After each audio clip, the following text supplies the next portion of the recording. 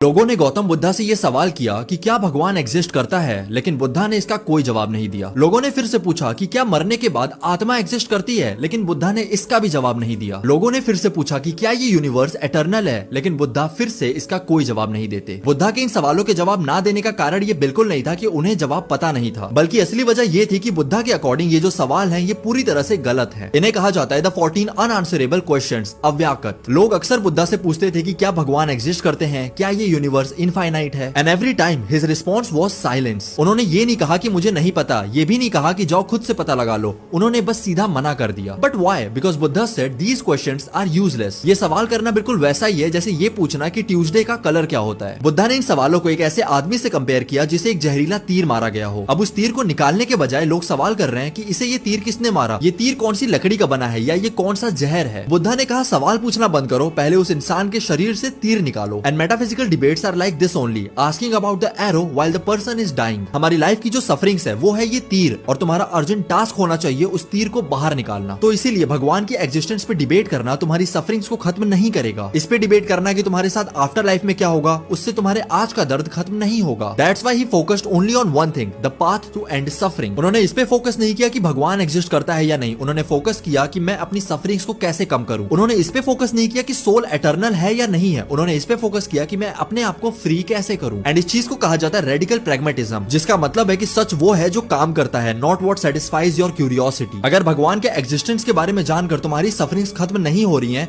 तो भगवान के एग्जिस्ट करने का कोई पॉइंट नहीं है। क्रिटिक्स ने कहा but we need to know the ultimate truth, लेकिन बुद्धा ने कहा तुम्हारे लिए क्या जरूरी है, अल्टीमेट ट्रुथ को जानना या अपनी सफरिंग्स को खत्म करना। जब लोग ये सवाल करते हैं कि क्या भगवान एग्जिस्ट करता है, तब वो अज्यूम करते हैं कि एग्जिस्टेंस एक कैटेगरी है जो भगवान पे भी उसी तरीके से अप्लाई होती है जिस तरीके से चेयर, टेबल,